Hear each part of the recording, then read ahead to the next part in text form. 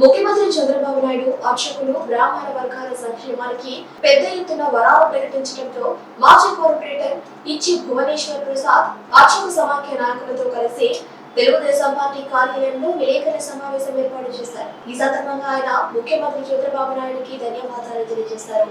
అనంతరం ఆయన మాట్లాడుతూ బ్రాహ్మణ సామాజిక వర్గాన్ని జగన్మోహన్ రెడ్డి కళ్ళతల్లి మాటలతో నమ్మించి మోసం చేస్తే చంద్రబాబు నాయుడు నేతృత్వంలోని పవన్ కళ్యాణ్ లోకేష్ సారథ్యంలోనే కూటమి ప్రభుత్వం బ్రాహ్మణుల సంక్షేమానికి పెద్దపీట వేసి అర్చకులకు బ్రాహ్మణులకు ఇచ్చిన మాట నిలబెట్టుకుందని భువనేశ్వరి ప్రసాద్ తెలిపారు. ఈ సమావేశంలో అర్చక సమాఖ్య జిల్లా కార్యదర్శి ఉదయగిరి వెంకటశేషాచార్యులు, హనుమంతరావు, బాలసుబ్రహ్మణ్య తదితర నాయకులు పాల్గొన్నారు. ఎలక్షన్ ముందు మేనిఫెస్టోలో ప్రకటించి మాట ఇచ్చారో వాటిని తూచా తప్పకుండా తెలుగుదేశం ప్రభుత్వం అమలు చేస్తుందనే దానికి ఈ యొక్క సంక్షేమ కార్యక్రమాల ప్రకటనే నిదర్శనం ఈ సందర్భంగా తెలియజేస్తున్నాం. గత ప్రభుత్వంలో జగన్మోహన్ రెడ్డి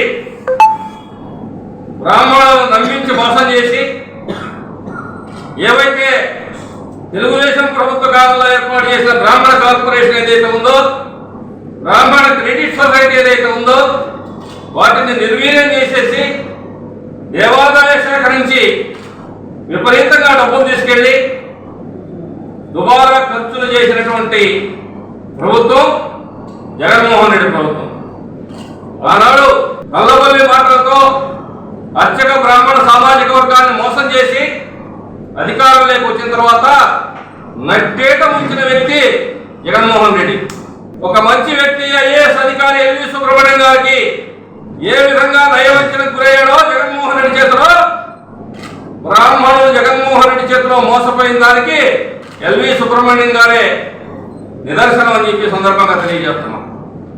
జగన్మోహన్ రెడ్డి మోసం చేస్తే చంద్రబాబు నాయుడు గారు మేనిఫెస్టోలో చెప్పిన విధంగా తాను గతంలో ఏ విధంగా ఈ భారతదేశంలో ఎక్కడ ఏ రాష్ట్రంలో అమలు చేయని విధంగా బ్రాహ్మణ కార్పొరేషన్ పెట్టి, బ్రాహ్మణ క్రెడిట్ సొసైటీని పెట్టి ఈ యొక్క సంక్షేమ కార్యక్రమాలను తీసుకుని వచ్చాడో వాటన్నింటినీ మళ్ళా పునరుద్ధరిస్తామని చెప్పి దశల వారీగా ఈరోజు కేబినెట్ లో తీసుకున్న నిర్ణయాన్ని మేమందరం ఈ యొక్క అర్చక సమాఖ్య వ్యక్తం చేస్తా ఉంది.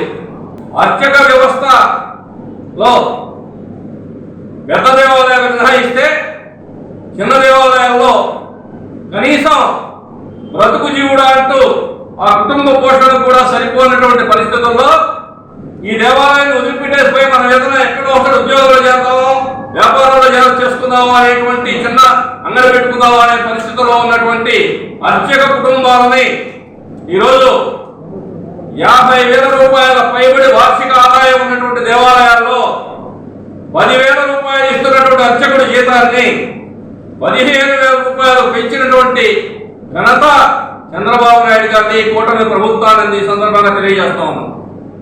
ఈ పెంపుతో 1863 మంది అర్చకులు ఈ రోజు రాష్ట్రంలో నేరుగా ఈ ప్రయోజనాన్ని పొందుతున్నారని సందర్భంగా తెలియజేస్తా ఉన్నాం.